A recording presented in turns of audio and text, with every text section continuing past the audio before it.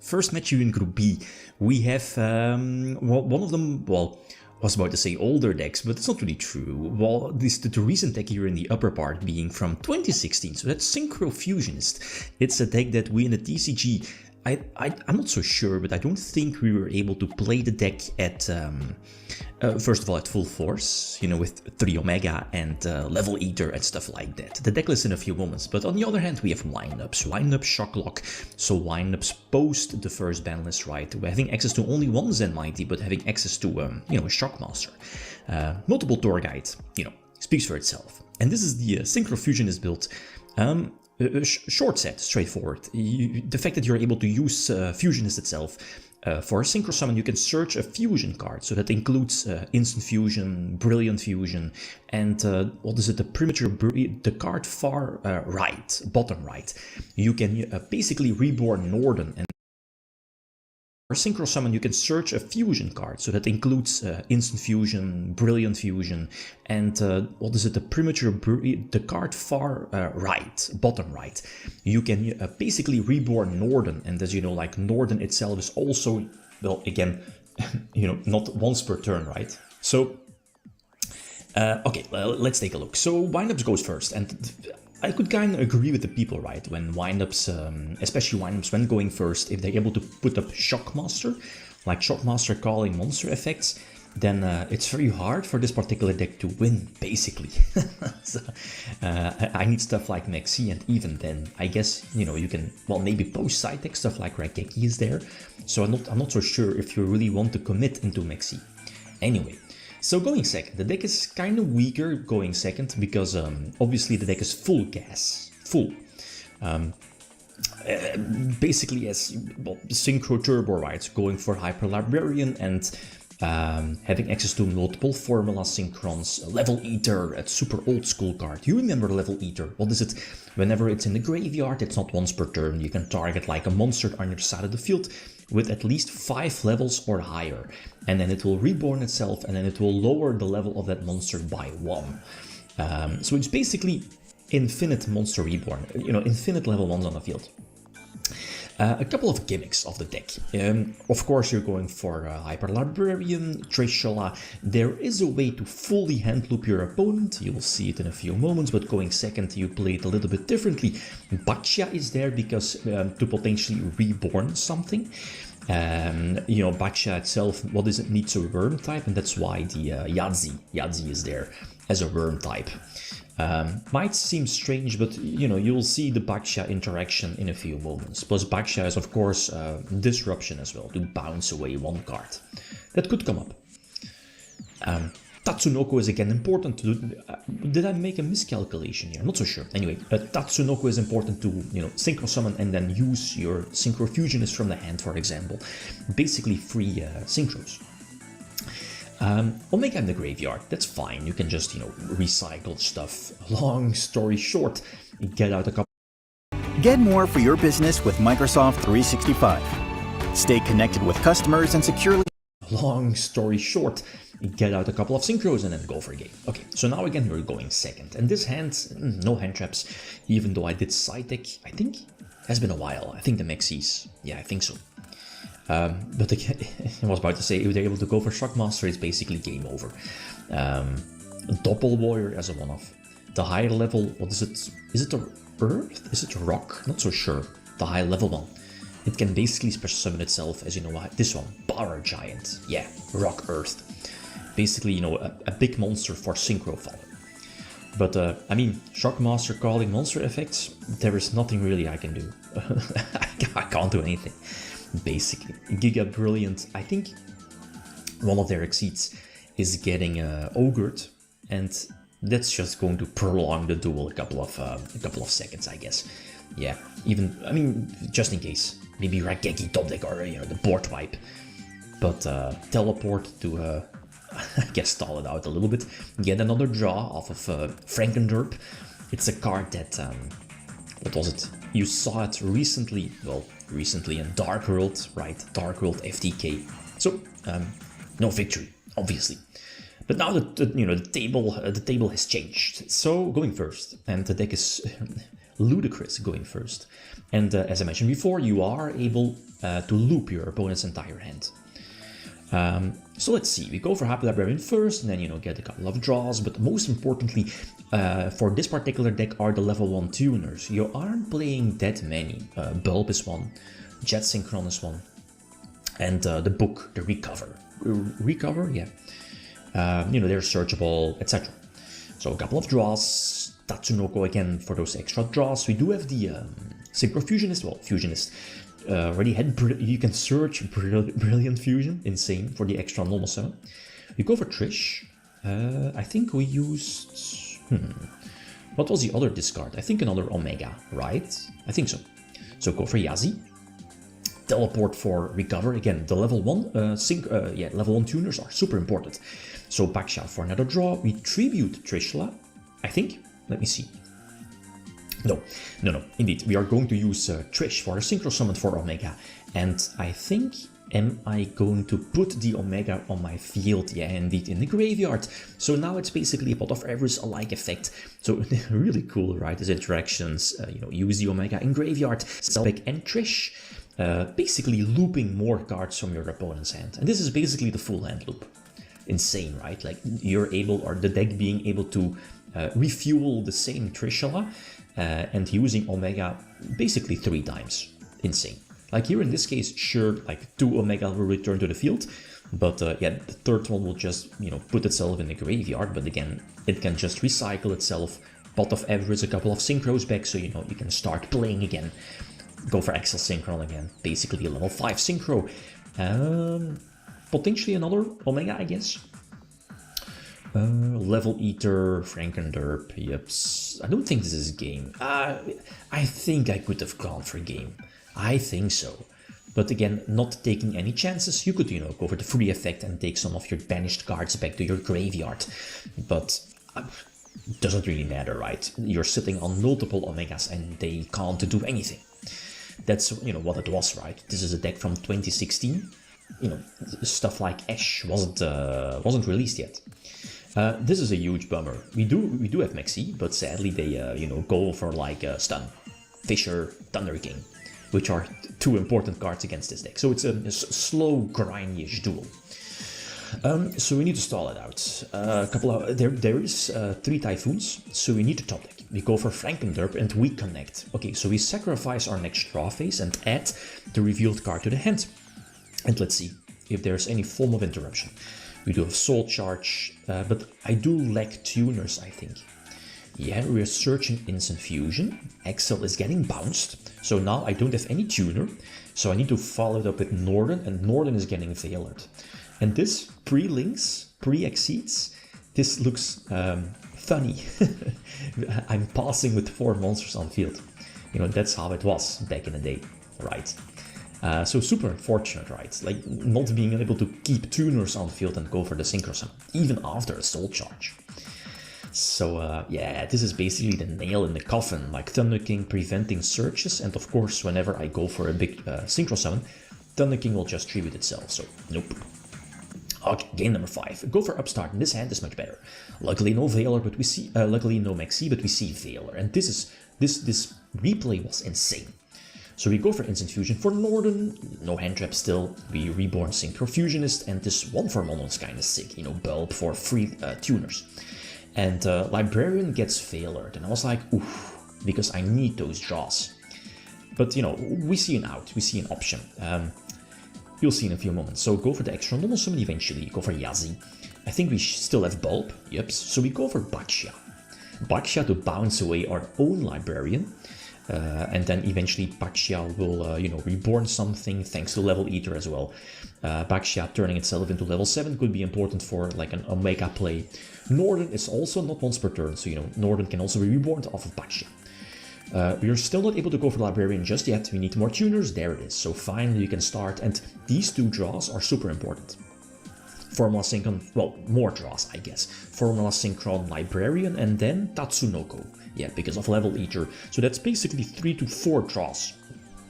I mean, that's a lot, right? To draw into fuel.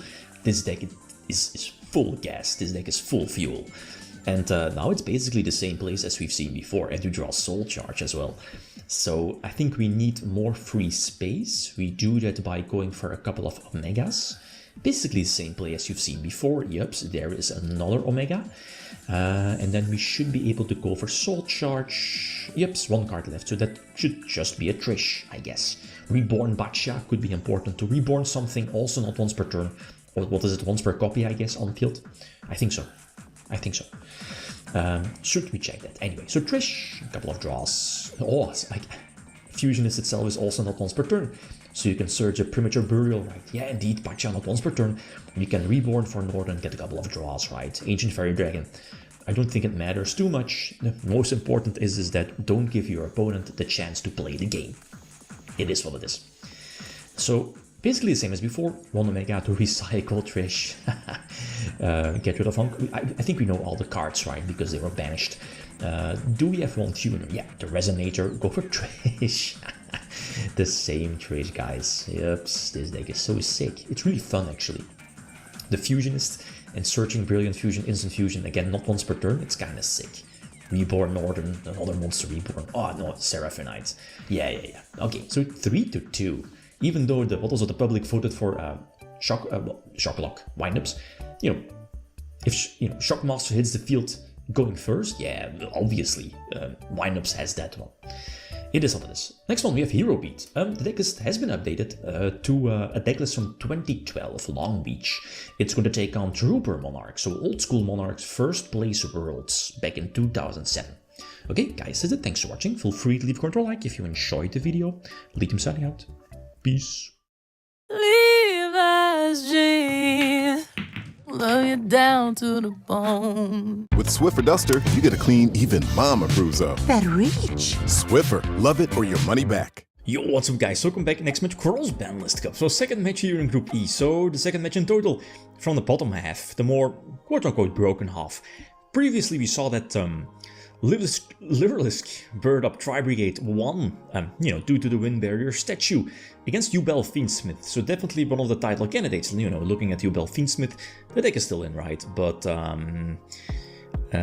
mean, the one loss does hurt a little bit. So the next one, we have two more, less broken decks compared to the previous two. We have Eldritch Synchro, COVID format, 2020, so awkward format where, there weren't any real life events. A lot of powerful cards, 1.5 card combo, well, Helki is full combo basically. As you know, while the other deck, Joshua Smith's, when was it, YCS Pro X list back in 2017?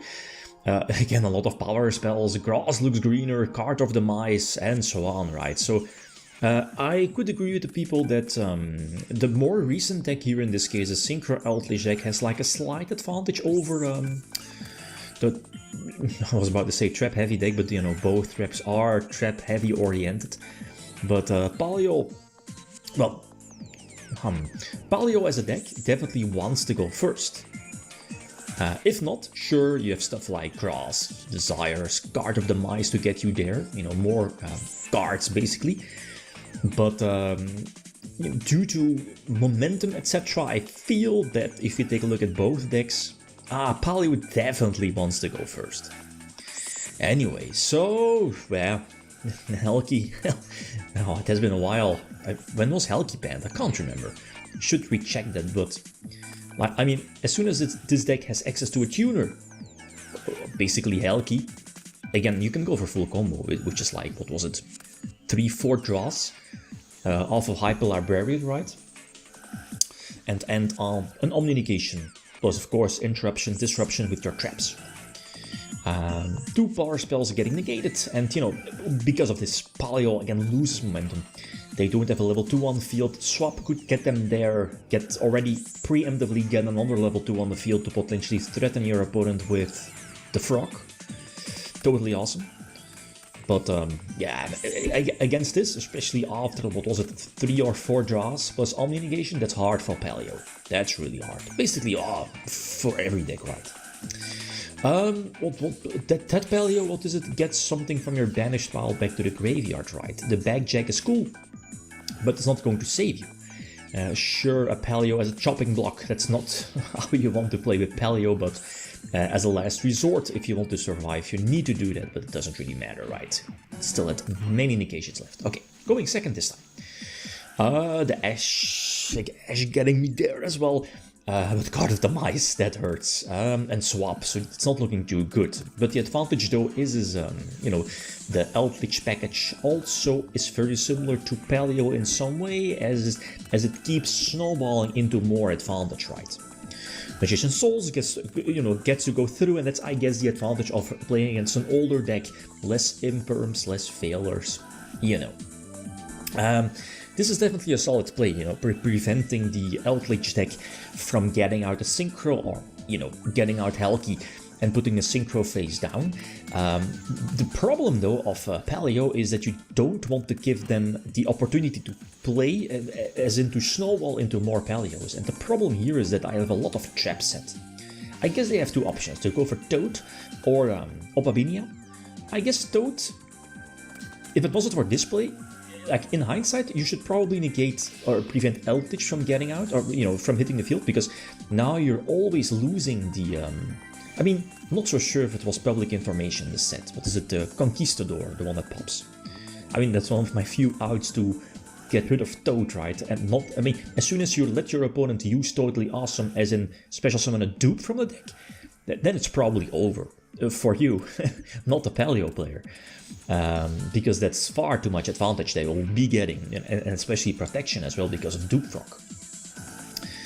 And the Crow. Again, you're just not giving Paleo a break, as in not giving them an opportunity to chain their Paleos in graveyard. As long as I have that opportunity, they're not going to win this one. So that's the first Paleo level 2 hitting the field. They're, blocking themselves with Reckless Greed, so I guess it was needed. But again, they needed Swap or any normal summonable level 2, and then they probably would have been back in the game, right? Like Opabinia and so on. We draw another Ash, could be important. Let's see, we can go for some burn damage, potentially. Okay, the strike is fine though. We go for Chat Synchron and, Herald. Herald, I guess, it does hurt. Omni Negation, and they aren't main decking that many traps, monsters that can attack over the Herald. And of course they're under Reckless Greed, and what is the Forbidden Apocrypha? I believe that's the name. What does it do? Like, flip it over, and then as soon as a player or your opponent controls 2 monsters or more of the same type, Synchro, Exceed, or whatever, all of those monsters of that monster type will be sent to the graveyard. Something like that. Game number 3. Like, that board is kind of solid. If I would destroy the Dupe Frog as well to give them the Swap Frog and so on, but evenly matched. That was a card that was not available back in 2017, but that Guard of the Mice on top of the deck still keeps them in the duel. So end phase, I guess this was an okay-ish play. Prevent them. It was the fresh set card as well, right? We're popping the face down, basically putting an Eldritch in graveyard, and I guess keep the pressure going, not giving Paleo the opportunity to set up. So let's see, are we able to dodge the Paleo traps? So that's one Paleo in graveyard, a Mirror Force, Eldritch, the right one I believe is protected, right? And yeah, we're able to chain block, yeah. So that's, even though I'm not so sure if I really needed to, because again my Eldritch is protected, but they don't make cross. Ah man, and I have my Crow again, so I think I'm only making one Crow, I think. That's kind of sick. Again, you just can't give them an opportunity to, give them 1 or 2 level 2s. If you do so, you're a goner, and they just can't get a break. So banish Sanguine to search, what is it? The banish one. You know which one I mean. Compulse, that's fine though, because they're on a clock. Yeah, we're not able to chain block, so they'll be getting a Paleo on field. And this is fine though, again. As long as the Paleos don't survive, they have Swap Frog in hand for another rank 2 Exceed play. Opabinia would not make sense, though definitely makes sense to go for Dupe. But again, very similar, right? Oh, no, it does trigger now. Yeah, we are chaining Imperm. I probably should have, whatchamacallit, used Imperm preemptively, then they would not have triggered or been able to go for Dupe Frog, right? Now that I think of it, so you give them 2 blast wins, but I think all of the back row are useless, or at least no, we don't know the what was it, Dynamiscus. I mean, yeah, I think I had to, right, because of those last wins as well. That was my only play left: burn damage and potentially attack. Anyway, so yeah, next one, Group B, Synchro Fusionist, Sick Deck, Triple Omega versus Windups, Shocklock. So feel free to leave your predictions. Okay, guys, that's it. Thanks for watching. Feel free to leave a comment or like if you enjoyed the video. LITHIUM signing out. Peace. Where do Jolly Ranchers get their huge fruit flavor? That one's gonna make a lot of gummies. Dang, he's good. Jolly Rancher gummies made with huge fruit flavor. Let's go! Your jumper is broken! Marco's better than yours right now. Yo, what's up guys? Welcome back next match, Cross Banlist Cup. So, bottom part for the first time. We have, I think, already a title candidate being Yubel Fiendsmith, or Fiendsmith Yubel, whatever, right? It's one of the more recent decks in this year's Cross Banlist Cup. It's going to take on a deck that already has been featured, although the build is a little bit different compared to, I guess, a couple of years ago. So Lyrilisc, Tribrigade, or Bird Up, as the deck is, was being called by the community. So the main goal of this particular deck is, of course, to exceed up into the, the utopic future, negating monster effects, and then go full ham on your bird combos to go for the Link 3 Simorg, and of course sit behind the Wind Barrier statue. While on the other hand, we have Yubel Fiendsmith, or Fiendsmith Yubel, again, one of the more recent decks. Title contender, do I need to say more? It does so much. I believe it does suffer a little bit in, consistency. Main decking a couple of bricks, but I mean, it main decks so many hand traps. And it especially when going first, there are so many even one card combos that lead to ridiculous board that I could definitely agree with the people that Yubel Fiendsmith should have the advantage here. But as I've read multiple times, I mean, the deck goes first, probably wins the match. That could definitely be the case here. So we'll see how this, one is being played out. Because this deck has access to the Wind Barrier statue. So we can play through a potential Nip. We cannot play through, Nip Imperm, obviously. So now, you go for the Utopic Future, I believe, negating monster effects. Then go for the Link 3, was able to search out the Wind Barrier statue. And as you know, like any monster that should be any monster, where the Simorg Link 3 is pointing towards those monsters cannot be targeted by card effects. So that Imperm is useless, the Simorg itself cannot be targeted by the Imperm, so the only card is Utopic. But that doesn't matter, because the thing here is that, again, Nip, but you have the Utopic for that one. We still at our normal summon. we still at our normal summon, guys, for the Wind Barrier statue. And the problem of Yubel, or that particular list, or, I mean, most lists, sure, the Wind Barrier statue was an MVP card in Fluenderies as well. It was banned, was banned for a good reason. And as we are seeing in the deck list, like, how many outs does Yubel Fiendsmith have to an on-field Wind Barrier statue? I don't think there's that many. Especially when protected by the Simorg Link. The problem now is going second, and that's, what I was talking about, is imagine Yubel going first in, game number 1. The match could have been like much more different, as in much bigger in favor of Yubel, because again they can play through multiple hand traps, multiple on-card combos, they can sit behind their own hand traps, and so on. So I guess this is basically standard Yubel combo. I guess the Imperm prevent the Varudras, I believe the name is, the Omni-Negation Baron Exceed, the rank 10 one. I guess prevents it from coming out, because it kind of made them forced to go for the Muckracker first, but it just doesn't matter. You can go for Moon for a second time. That gives you the third Link, Light Fiend in the graveyard for, Desiree eventually. They can still go for the Abomination? Soul of Rage, the Link 2, for, how can you say it? Use one of your opponent's monster for the Link Summon and then go for Little Knight for another interruption. The Yubel for monster negation, and yeah, no Apo though. So this going second hand is, that's nice. We already had a monster negation forced out. We have Talents to force out Desiree. We have Lightning Storm to hit the back row. But the problem here is that there is still far too many interruptions left. So the Almirage is fine, because we could still potentially tribute itself to empty our field, you know, for the potential Lyrilisc play. But this was a good play. Little Knight for my only bird target in the graveyard. And that's game. That's game. What is it? There is one bird that needs an empty field, while the other bird, the one that I had in hand, doesn't need an empty field, right? That's most of the time your last bird that you will be activating and then reborning one of your smaller birds to go for a rank 1. So anyway, I could see the failure. We are somewhat behind, so 2 hand traps already, but I guess we can recover. Surge the one that, you know, we are ending on, and I believe lock ourselves into Exceed summons for the rest of the entire turn. So we go for Simorgh, and probably the... okay, for Surge, what are we... oh, we can still extend. Yeah, but I think we are locked, right? So this...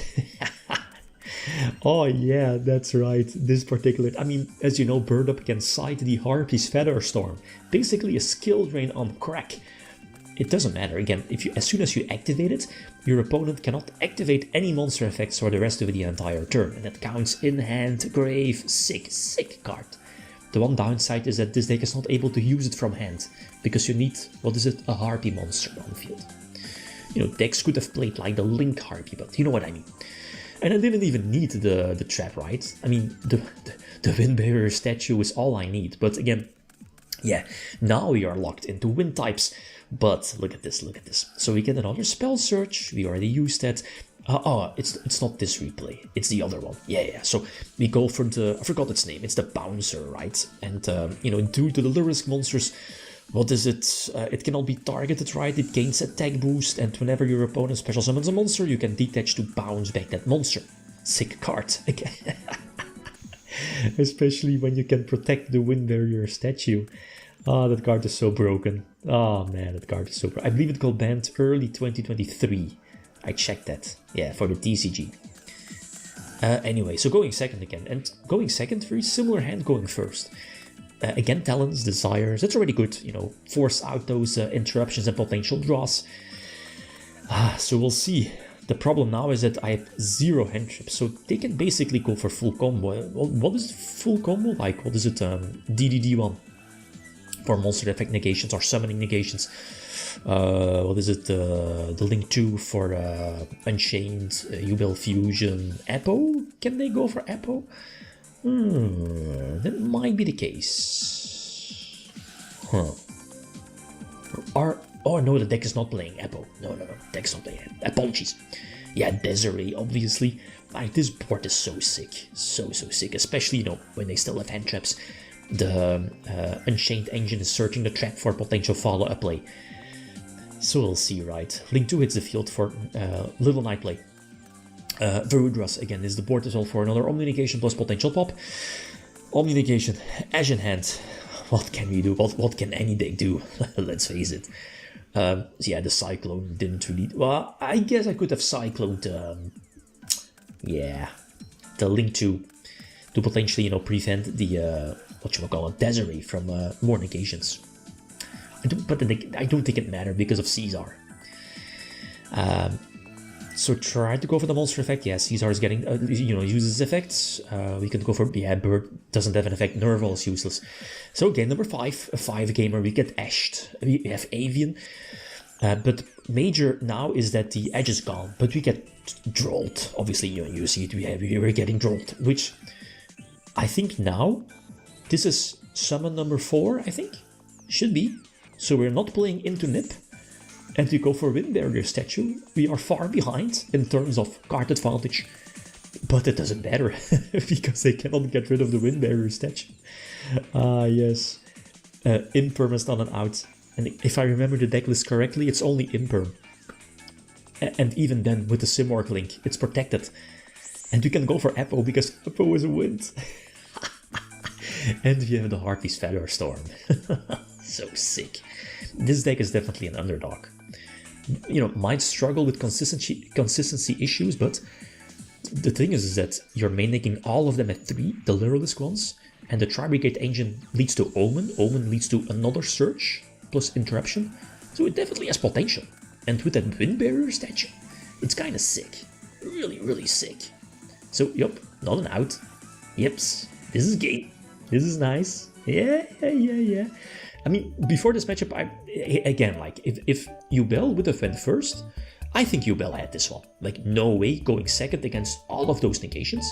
That this particular decklist 2022 would plow through that. Like, no way. But it is what it is. Okay, so the next one, feel free to leave your predictions. Community tab, the votes should be up. So Synchro Eldritch versus 60 cards Paleozoics. Josh's list. What was it from YCS Prague 2017? Okay, guys, that's it. Thanks for watching. Feel free to leave a comment, like. If you enjoyed the video, LITHIUM signing out. Peace. McCormick knows unbeatable flavor. So we created Flavor Sealed, so spices are as fresh and flavorful as the day they were packed. Letting you make meals that'll have everyone licking their chops. McCormick, Flavor Sealed for unbeatable flavor. Cut! That's better.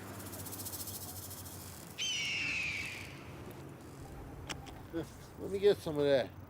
Kiehl's Better Screen SPF 50 with collagen peptide. You use this every day? Every day. Yo, what's up guys? Welcome back. Next match, Cross Banlist Cup. So second match, Group A. We saw in the previous episode that, you know, Burning Abyss took it from Dragon Rulers, kinda close. Clutch game 5. With side deck right, so post side deck, I guess it was in favor of Burning Abyss a little bit. So the next matchup, second match here in Group A, we have Fishborg Frog. So Edison format is definitely, you know, represented here in the Cross Banlist Cup. This year it's going to take on good old favorite Dark Arm Dragon, that return before, I guess, the emergency list of, when was that, 2008-ish. Well, was it 17 years ago, I think so. So which deck has the advantage? It's relatively close. Community tab voting should be up for the next video as well. So I could definitely agree. You know, like in favor of, at least in case of dead return, there are some dead bricks like Malicious Dasher, Jinzo, unless of course you have the perfect draw hand with Allure, with Destiny Draw. But I think consistency wise, I feel that dead return is a little bit less consistent compared to Frogs, right? Fishborg Frogs. You know, featuring Substitute and stuff like that. It's a nifty version, featuring Dandelion. It's a hard deck to pilot. I mean, some iffy interactions. So anyway, slow start. The Crush card pre-errata by the way, but it's not that great against Fishborg Frog. So what does it do? Fishborg Frogs is kind of straightforward. It could be a slow deck sitting on Dupe Frog, for example, and, you know, just setting one monster right, like Treeborn Frog. But as soon as you have access to Substitute, that's where things get nasty.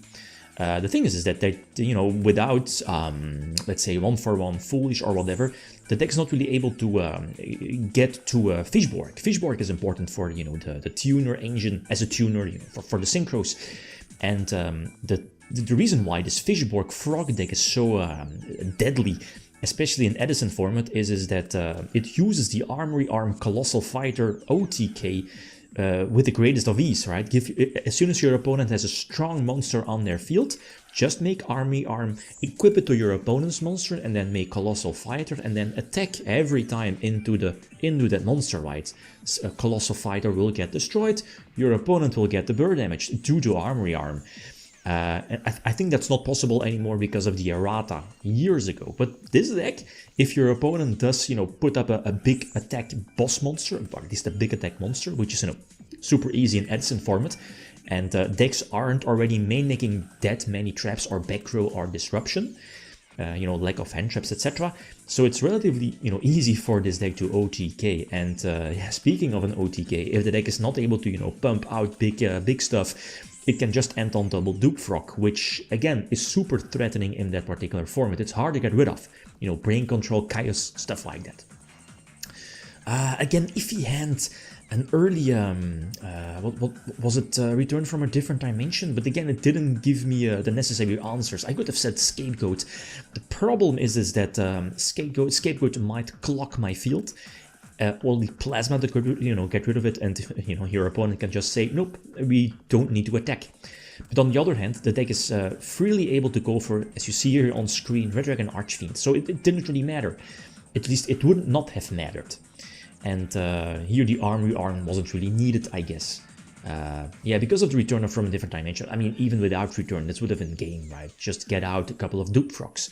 And this was an interaction I just forgot, probably, is that, and that's why Dandelion is there. You can tribute the tokens from Dandelion because of due to Substitute. I always thought Substitute needed to tribute a water type or something. Anyway, so this is much better. A couple of draws, Disc Commander for, you know, that draw. Premature Burial, Monster Reborn, but making sure that, you know, if it's like a deck, at least if you know that your opponent is playing Monster Reborn, it's iffy to leave your Demok, Dark Magician of Chaos, or Disc Commander in graveyard. Though again, nifty interaction. The Torrential got them off guard. The triple pot of Avarice might be awkward, but, you know, with Substitute, it's basically almost instantly live. Anyway, so what is it? I forgot the name. It is the one that hits the back row. Now we are going for Scapegoat because we have Cyber Valley. I guess for this particular deck, 2008 should be Jerry Wang's build. If you're an old school OG player, you definitely know Jerry Wang. Won a couple of Shonen Jumps, you know, piloting nifty techs in his decks. And one example in that return was indeed Cyber Valley. You know, brain controlling your opponent's monster, banishing to banish itself to draw 2, or stack the top card of your deck, etc. Right, with Cyber Valley. So we go for Plasma, and this should be almost should be instantly game against the deck. Finally, you know, get the engine going. But those dark arms always being stuck in my hand. So no monster effects, and they're not able to draw into an out. We could go for return, 3 return, right? I think, what was it? The emergency list got Dimension Fusion banned and returned to 1, I think. I think it, because it was the weekend or 2 weekends before our Nationals back in 2008. I remember that one. So drop both, that's nice. We can pop and finally attack for game. Okay, so it's not, you know, game just yet. And this is one of the cards that definitely, you know, boost the consistency of the Fishborg Frog deck. You know, 3 Mirror of Greed. I guess, you know, increase the consistency of drawing Substitute plus Swap. Even though there is no Ronin Totem, you know, the deck can just do shenanigans. And, yes, the thing is that with Fishborg Frogs in, you know, in its respective format, 2010, the deck can just end on, let's say, set Treeborn or set Dupe and pass. It's very hard, you know, to OTK, maybe Blackwings. But here in this case, that can definitely, you know, do a big push. So I guess, yeah, you definitely want to end on double Dupe Frog for, you know, not getting OTK'd. So we go for Scapegoat again, we have Valley, we have Ryza, even though, you know, the Goat Dogs cannot be treated. The problem is that are they able to deal with my field? They can, I mean, okay, yeah, this is, well, I'm not going to lie, this is kind of iffy. Double Dupe, so now with, you know, because the double Dupe is face up on the field, I cannot attack with Flip-Flop, what is the Flip-Flop Frog? You know, bouncing back your opponent's monsters. Death Frog and Substitute for extra protection. Not going to lie, that was kind of iffy. Again, I was forced to use my normal summon for Stratos, and Stratos into Plasma was one of my few outs for this particular board. So now, again, Child's Play, the Monster Reborn is a sick top deck. For Disc Commander. Pot of Greed, yes. But we draw 2 bricks, I was like, come on, like my hands. So they get stuff back, the Swap Frog. I mean, Plasma is still on field. Like, what are the options? back row, I guess. Yeah, what is it? Dimensional Prison, Mirror Force, Torrential are all cards. I think that deck is side decking. I think so. They keep Heavy Storm, yeah, kind of makes sense. So again, slowly playing the game. They can deck swap, that's fine. We can go for Valley, stack the top card or draw 2. Draw 2. We draw Wing Blast, that's perfect. But the problem, okay, yeah, they could Heavy Storm, but, you know, they can, then, you know, Plasma can use its effect. So you need to stall it out a little bit. But we should be able to make a push. Go for Malicious first, D-draw for 2, and then tribute for Jinzo. Alright. Yeah, potential Dimensional Prison or whatever, but, you know, it's Reckless Greed to 2-2. Nice comeback. Okay, so we'll see. Oof, that hand is stacked. Brain Control, Pre-Errata, and double Reckless Greed. Like, this was what I was talking about. Like, just setting 2. You know, we see it's Reckless, but like I mean, a good hand, a good dead return hand, could probably make a big push.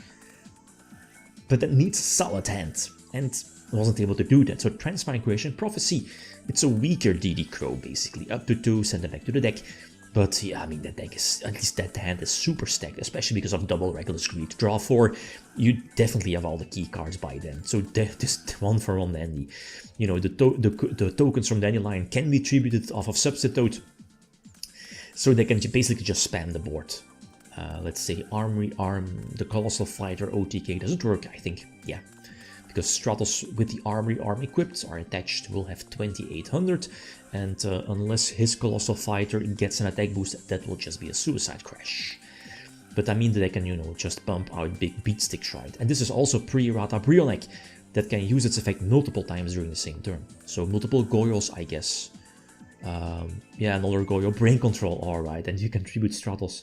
Yeah, I mean, it felt relatively close, but consistency-wise, like, I felt that here now, again, this matchup, I felt that Fishborg Frog was a bit consistent, more consistent compared to that return.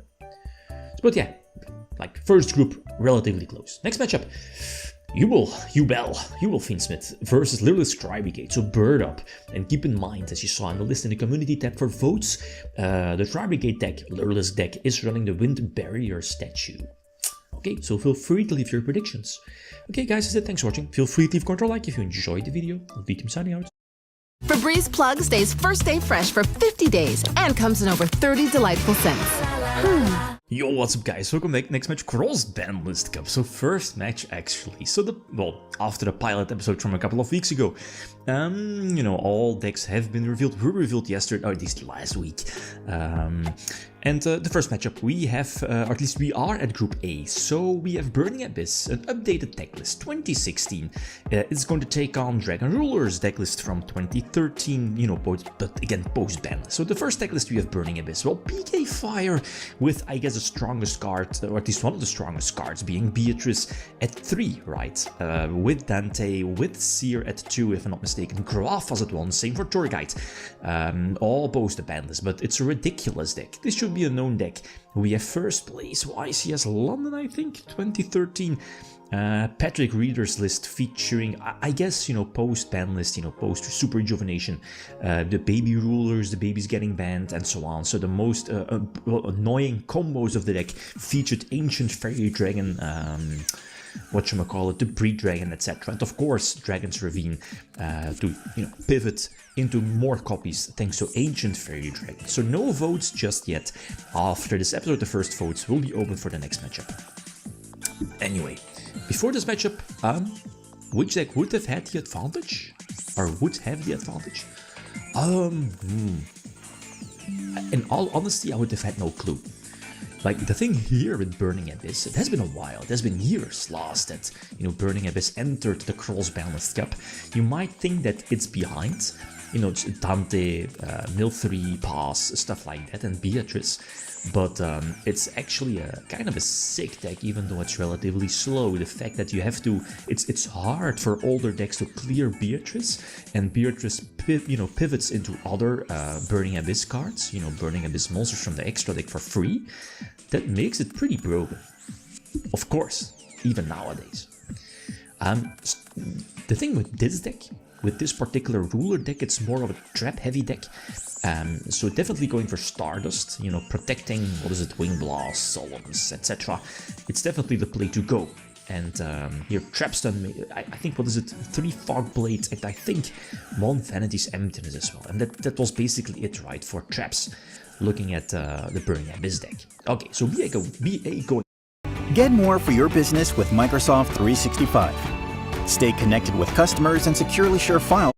That was basically it, right, for traps, looking at the Burning Abyss deck. Okay, so BA going first, only having 5 cards, and the way how, you know, maybe you've never seen BA or whatever, it's basically go for multiple Dante and mill. Not so sure if you really want to mill all 3 at all times. Again, resources are important, but the most notorious combo for this particular deck is Dante Seer. You know, whenever his Dante is sent to the graveyard, let's say detached from Beatrice, you can get back a Burning Abyss to the hand, so that, you know, you can get back Seer, one in hand, and when Seer is sent to the graveyard, you can reborn the same Dante, etc. Right? Go for Beatrice. So you know, at least you see where these kind of loops are going towards. Star Eater is but this Twin Twister made it so that they're just able to attack for a game next turn. Even though I do get Star Eater back, they have, at least they're going to mill 3. The problem though is again, Star Eater, there's multiple ways for Burning Abyss to get rid of a stronger beatstick. As you saw, like Burning Abyss doesn't score, I feel, doesn't score that well on attack. But stuff like Farfa and the Phantom Knight engine for Breaksword into the Rebellion, that could deal with higher attack monsters. So okay, Ruler's going first again. If Ruler is able to start with Ravine, Dragon's Ravine, the field spell, or 7-star sword, they will get a nice advantage. And I side-decked in, what is it, Debunk? I think it's Debunk. What is it? Whenever an opponent's monster activates in hand or graveyard, negate the activation and banish the card. So against Burning Abyss, that's fantastic. Yeah, Debunk. 6 cents.